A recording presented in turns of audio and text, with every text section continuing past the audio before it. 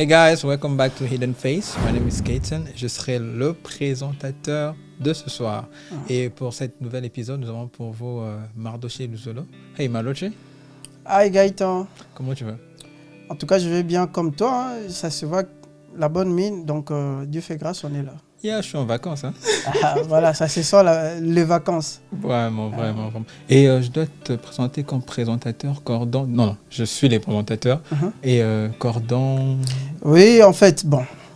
Cordon, j'ai fait partie de cette conception Hidden Face auquel j'ai eu cette vision qui m'est portée à cœur. Vous savez, on est à l'étranger. Exactement. Et parfois, nos communautés ne sont pas assez nombreuses comme on était au pays.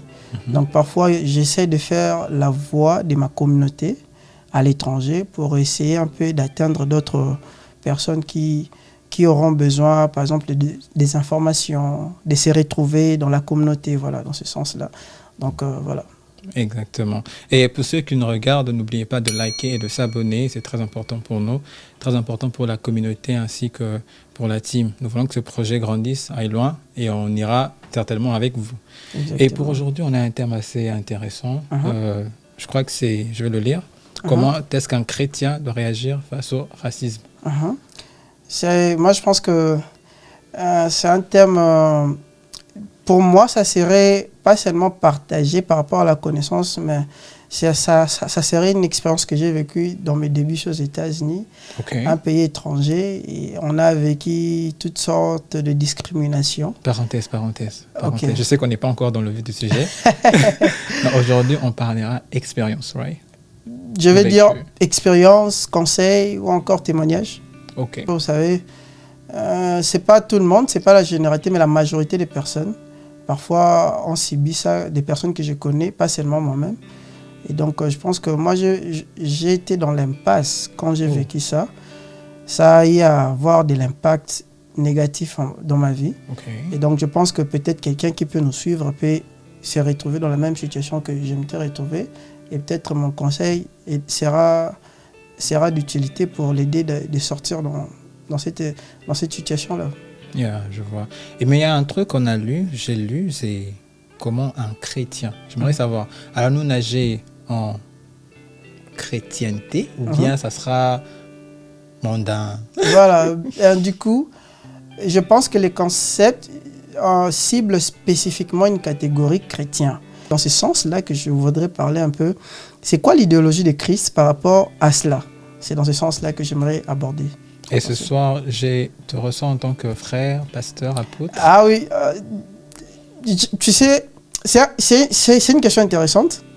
Dans mon entourage, beaucoup de mes amis, beaucoup de mes frères qui me connaissent, ils me disent, mais c'est quoi en fait ton appel? Tu es docteur, tu es enseignant, tu es pasteur, tu prophétises. En fait, tu es qui? J'aime pas dire que je suis prophète, j'aime pas dire que je suis pasteur, j'aime pas dire ni apôtre, parce que la question serait, qui était Jésus? Jésus, il prophétisait. Jésus, il enseignait. Jésus, il évangélisait. Jésus, il était un berger, un pasteur. Mais il était qui? Alors, tout ce qui compte pour moi, ce n'est pas avoir un titre. Tout ce qui compte pour moi, c'est être en mesure de se disponibiliser, de faire le travail que Dieu voudra que tu fasses à ce temps-là. À ce temps-là, les besoins de Dieu, que quelqu'un puisse prophétiser parce qu'il a une pensée à communiquer. Du coup, je suis dans cette peau-là. Dieu veut qu'en ces temps-là, c'est l'évangélisation. Je me disponibilise dans ce sens-là. Donc, tout ce qui est important pour moi, ce n'est pas les titres, c'est la position. Ma position, c'est je suis enfant de Dieu, je suis amoureux de la parole. Et voilà, je suis chrétien parce que je suis l'idéologie de Christ. Très, très, très intéressant parce que, tu vois, aujourd'hui, il y a beaucoup de choses. Il y a beaucoup de, je peux dire, de titres. Quand on reçoit les gens, une personne qui a 2, 3, 4 titres. Alors je me suis dit, bon, peut-être il y a des gens qui nous regardent et se disent, ils nous parlent en tant que qui? Ah oui, que tu sois pasteur, que tu sois apôtre, que tu sois prophète, que tu sois docteur, que tu sois évangéliste, il n'y a aucun de ministère qui est supérieur à l'autre. Parce que les autres ministères ne peuvent pas survivre sans un de ministères. Tous sont complémentaires et tous sont égaux. tu verras au ciel, au jour des récompenses, la Bible a dit, les œuvres de tout un chacun sera passées au fait. Donc tu verras un évangéliste et ses œuvres sont plus grands qu'un prophète. Et il recevra une grande récompense plus qu'un prophète. Ce n'est pas le fait que tu sois appelé prophète qui te fait plus grand que l'autre. Donc c'est par rapport à comment tu as eu à se mettre en service de ce qu'on t'a donné comme responsabilité, qu'on te donnera une rémunération dans la dimension que tu sers. C'est comme ça que Christ dit. Il dit, même ceux qui sont venus travailler le soir, ils auront une plus grande récompense. Ce n'est pas par rapport au titre, c'est par rapport à combien nous sommes en train de manifester l'obéissance à la volonté de Dieu. Il n'est pas question de titres. Wow, donc, très intéressant. moi, je ne m'attarde pas à avoir des titres, je m'attarde à plus accomplir ce que Dieu me demande. Et le pourcentage, c'est ce qui me cote. Très intéressant. Comprenez qu'il était important pour nous de préciser cela. Et parlons un peu de notre sujet de la soirée. Comment est-ce qu'un chrétien doit-il réagir face au racisme? Déjà, comment tu définis racisme ou raciste, ou racisme bien sûr, et chrétien? Comment tu définis ces deux concepts? Alors, je dirais pour le racisme, il y a beaucoup de définitions, le racisme, mais la pensée qu'on garde du racisme, c'est la haine envers une autre personne, envers une autre race. Et tout ça, c'est ce qui fait le racisme. Mais lorsque nous lisons dans Matthieu, l'évangile de Matthieu, je ne vais pas vraiment lire, je donne seulement les références. Dans Matthieu, voilà. Matthieu 5, le chapitre 5, le verset 44, la Bible dit, « Mais moi, je vous dis, aimez vos ennemis. » Et voilà.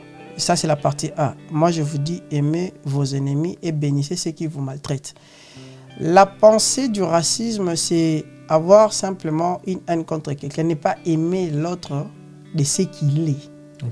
Ne pas aimer l'autre de ce qu'il a. Alors, Christ, sachant ça, parce que déjà il faut connaître, si on retourne dans l'Ancien Testament, les peuples juifs, si on revenait dans cette génération, on les appellerait les racistes. Parce que eux, ils n'aimaient pas d'autres races, d'autres tribus, d'autres peuples. Ils étaient conservateurs. Mais pour eux, il y avait une raison qui ne venait pas d'eux, pas par rapport à haïr quelqu'un seulement, mais par rapport à ce qu'ils étaient choisis comme peuple de Dieu.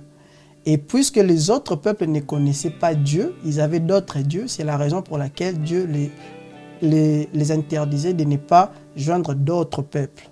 Et si les autres peuples devraient leur joindre, devraient se raccommoder en se soumettant au Dieu d'Israël. Leurs raisons n'étaient pas des raisons humaines, c'était des raisons spirituelles, encore divines. Alors, dans cette génération, ce n'est pas le cas. Le racisme ici, c'est simplement la mauvaise information. Aujourd'hui, je vais te parler en termes de peau.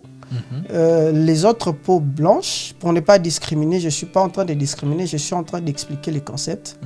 L'information qu'a eu des générations passées, c'est que l'homme blanc s'est senti supérieur à l'homme noir, s'est senti plus civilisé à l'homme noir, s'est senti plus humain qu'à l'homme noir.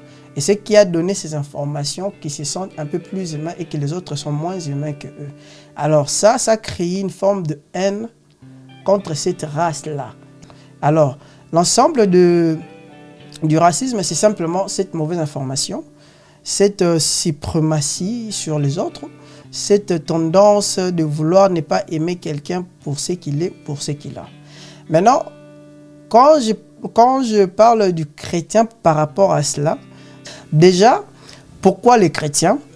Parce que tout chrétien ne vit plus sa vie. Être appelé chrétien, c'est vivre la vie de cet homme qui s'appelle Christ. Le mot chrétien, c'est le diminutif du Christ. À chaque fois qu'on t'appelle chrétien, ça veut dire, on veut dire en réalité, ce n'est plus toi, c'est Christ. Paul le dit, si je vis, ce n'est plus moi qui vis, c'est Christ qui vit en moi. Donc, si on doit s'identifier à Christ, c'est qu'on doit parler de son idéologie. Christ dit, tout ce qui viendra à moi, voici comment vous devrez marcher. Alors, par rapport à Christ, il a donné son idéologie dans la parole de Dieu et comment il nous traite, de comment réagir face à ceux-là qui ne t'aiment pas, à ceux-là qui on parle de racisme, de xénophobie et tout qu'on sort. Donc, qu'est-ce que Christ pense de racisme? Qu'est-ce que c'est tout celui qui s'identifie à Christ devrait voir un raciste ou le racisme et comment réagir par rapport, pas à lui, par rapport à Christ. C'est dans ce sens-là que nous allons parler. Maintenant, mais avant que tu ailles plus loin, il y a un truc que tu as dit en parlant, tu as dit que les Juifs à l'époque, si on pouvait faire cette différence-là, on pourrait dire que c'était comme des racistes. Mais j'aimerais savoir, c'était des racistes au vrai sens du mot, comme c'est interprété aujourd'hui, ou bien avait une autre manière on parlait réellement de haine raciale, ou bien on parlait... Non. Leur tendance, c'était pas la haine raciale, c'était la haine, je vais dire, religieuse. Non, ils haïssaient d'autres religions, on va dire. Pas haïr, mais ils n'acceptaient pas des autres peuples. Ok, je vois. Pas dans le sens de haïr quelqu'un, mais dans le sens de dire qu'on ne partage pas le même pensée, on ne partage pas la même chose, donc on ne peut pas rester ensemble. Il n'y avait pas de communion. Voilà, il n'y a pas de communion, il n'y a pas... Déjà, ils ne pouvaient pas se marier avec d'autres peuples à cause de ça. Pas à cause de la haine et la colère, comme quelqu'un qui te donne une colère, non. C'est à cause des intérêts religieux qui ne pouvaient pas se marier dans ce sens-là. Ok.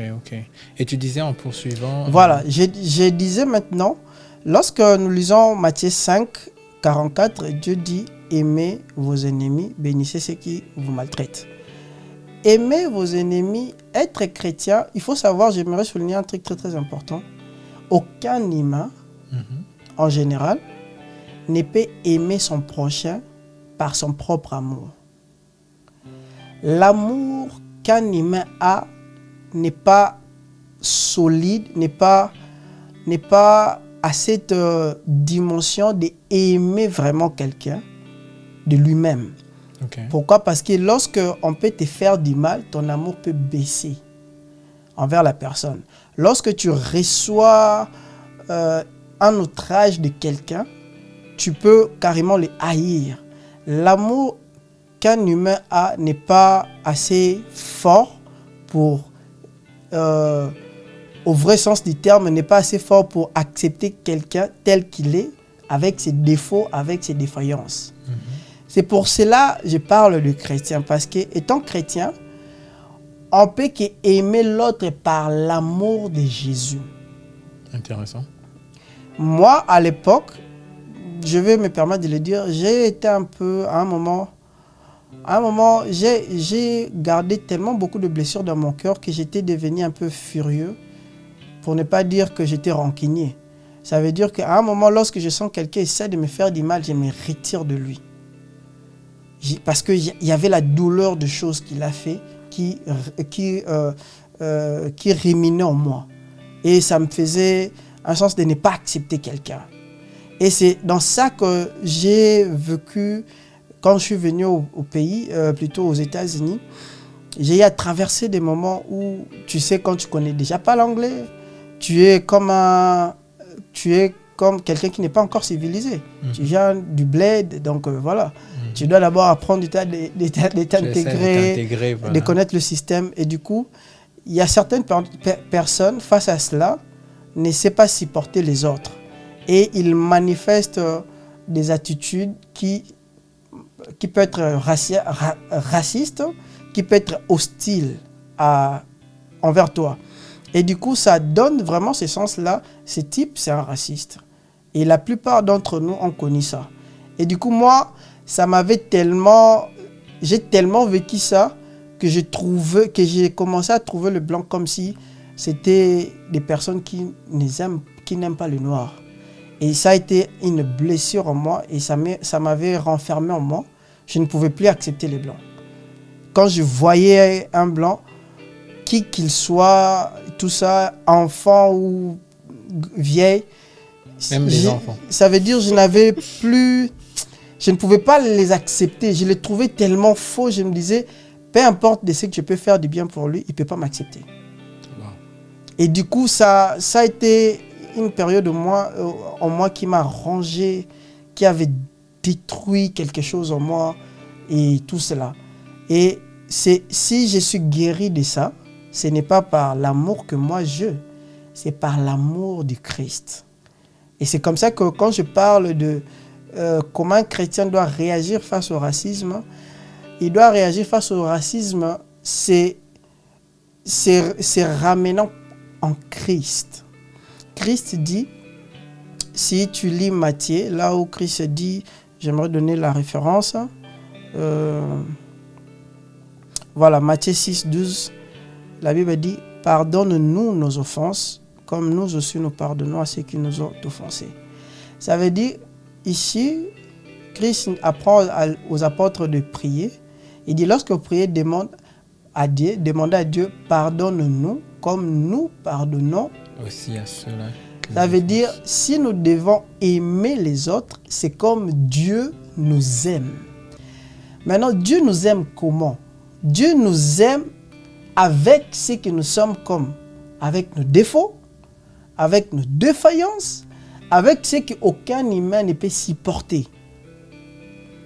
Et c'est comme ça que Dieu t'aime. Et à chaque fois que Dieu te voit, l'amour de Dieu envers toi n'est pas par rapport à combien du bienfait que tu fais ou à combien tu es méchant. L'amour de Dieu dépend de son amour envers toi.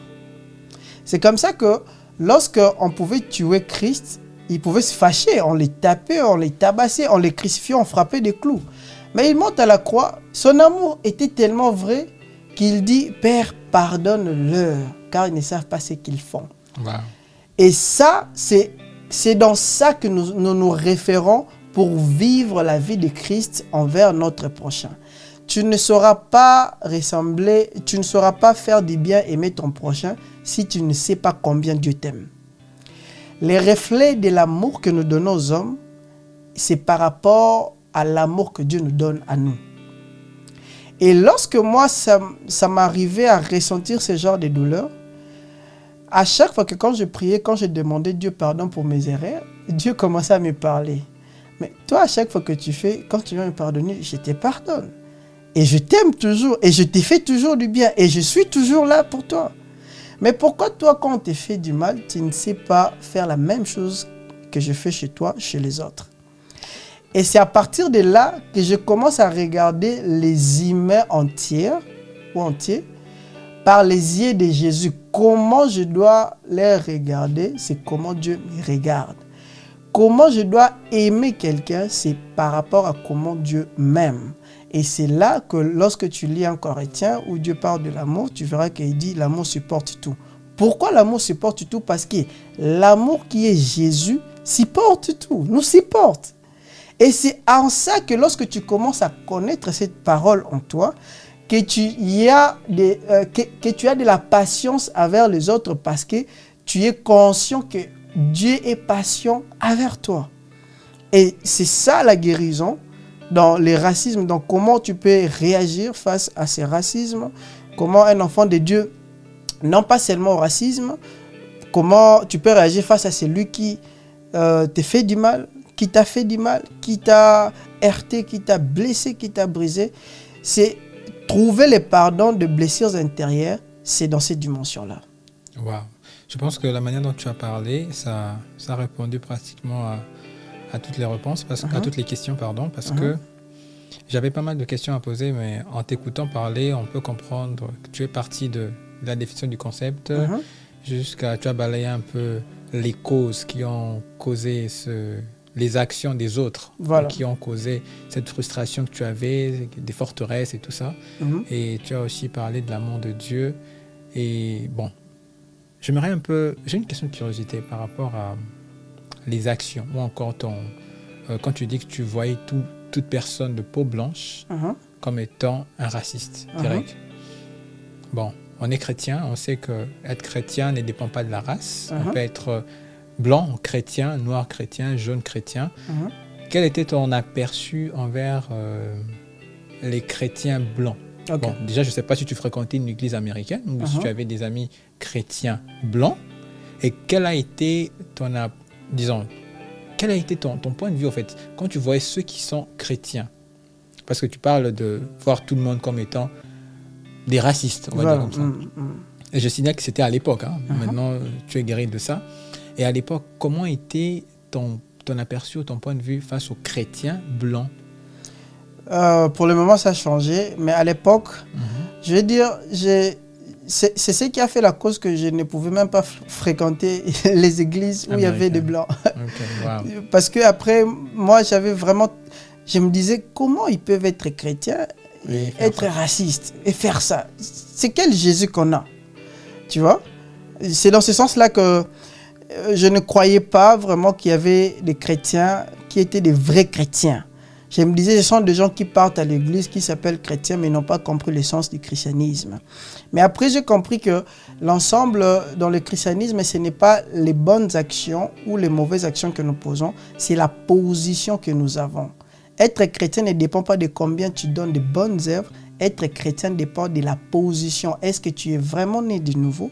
Est-ce que tu as vraiment reçu le Seigneur? La Bible dit, elle leur a donné à tous ceux qui ont crié en son nom, elle leur a donné le pouvoir de devenir enfants de Dieu. La partie qui est plus importante, lesquels ne sont nés ni d'eau, ni de la chair, mais de l'esprit. Ça veut dire, et lorsqu'on est né de l'esprit, l'étape qui suit, c'est l'étape de la transformation. Et la transformation peut prendre toute une vie.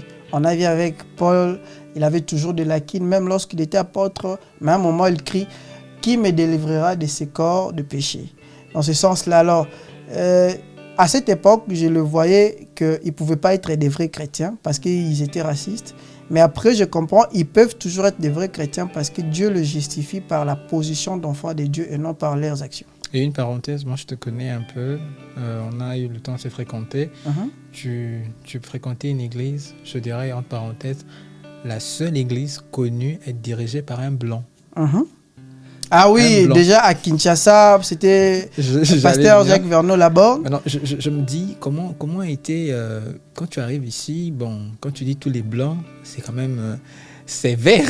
Oui, bon, en fait, c'est clair, c'est logique, mais c'est aussi très important. À Kin, moi, je n'avais pas eu à vivre ce genre d'actions de racisme parce que c'était déjà mon pays. Ma question était justement... quand tu voyais les Blancs dans l'ensemble, est-ce qu'il y avait aussi ceux-là que tu avais connus, même au pays, qui étaient... Non, au pays, ce n'était pas le cas. Quand tu as eu maintenant ces genres de pensées, tu avais aussi ces sentiments-là de ceux que tu as connus au pays, être de la même nature, être des racistes en vrai, ou bien... Je ne sais pas dire... je ne sais pas dire... que quand j'ai connu ça, j'ai directement pensé à ceux-là que j'ai connus. Ce n'était pas le cas, mais je voyais plus ceux qui sont ici. Je n'avais pas cette pensée-là de revenir à ceux-là aussi, c'est que j'étais faux. Non. Parce qu'avec eux, j'étais en paix, j'étais convaincu qu'ils étaient bien. Exact. Mais c'est que j'ai trouvé ici que je me suis dit, ouf, qu'est-ce qui s'est passé? Donc c'était dans ce sens-là. Waouh. Très intéressant. Et si tu peux essayer parce qu'on tend déjà vers la fin, si tu peux essayer de redire un tout petit peu la procédure de quelqu'un qui a connu une même expérience que toi. Tu as parlé déjà, très clairement. Mais essaie un peu de redire avec des points clés. Je ne sais pas, 2, 3 points, essaie de les énumérer pour un chrétien qui passe par ces genres de... Bon, qu'ils soient blancs, parce qu'il y a des racistes aussi. On pense souvent que le racisme, c'est juste blanc contre noir. C'est parfois aussi l'inverse. Voilà. Donc, si je peux dire un mot ou un conseil biblique, je pense, lorsque Christ dit « Bénissez ceux qui vous maltraitent, priez ceux qui vous font du mal et aimez vos ennemis ». Je ne pense pas que lorsque Christ disait ça, il savait que c'est dur de dire ça. Mais après... il sait que c'est possible seulement lorsque un chrétien vit Christ en lui qui peut le faire. Donc la clé dans tout ce qu'on peut traverser, que ce soit dans la même race, il y a aussi des discriminations entre les mêmes races. Donc en général pour tout le monde, lorsque tu vis des moments où tout le monde te rejette, ça fait toujours cette frustration-là, des gens qui te font du mal. La vraie solution, c'est de les voir comme Dieu te voit. C'est de les juger comme Dieu te juge. Si tu es conscient que Dieu, tu es tellement mauvais, que tu pêches tellement trop, mais que Dieu te pardonne, ait cet sens-là envers les autres. Ok. Dire que si Dieu peut me pardonner des mal que je peux faire, je peux tuer quelqu'un, mais Dieu me pardonne, refais ça seulement chez les autres. Tu auras la paix, tu auras la facilité d'ailleurs de pardonner rapidement parce que toi-même tu te sens redevable chez Dieu. Le centre, c'est vivre la vie de Christ en soi et puis tout sera très facile. Waouh, très intéressant. Il fallait le répéter encore, surtout pour ceux qui nous suivent, qui traversent la même chose, la même expérience. Je le disais tantôt, moi, je suis là depuis 5 ans. Je n'ai jamais été, je dirais, victime d'un acte, je vais dire, racial, raciste, tout ça. Je bénis Dieu pour ça. Et aujourd'hui, je pense que j'ai été enseigné par comment je devrais réagir si je serais en face d'une telle situation.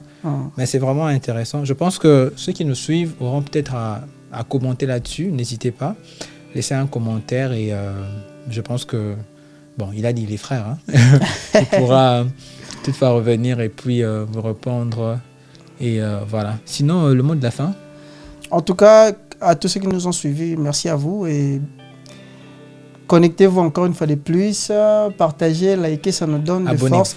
Et aussi vos suggestions et vos critiques dans le bon sens pour que nous puissions améliorer. Ça va être très très important pour nous. Merci et merci à toi qui m'as réussi.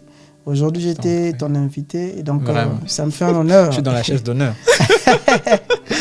Je me dis combien ça fait bizarre être invité. Donc, et tu sais pas comment ça fait bizarre de présenter, hein.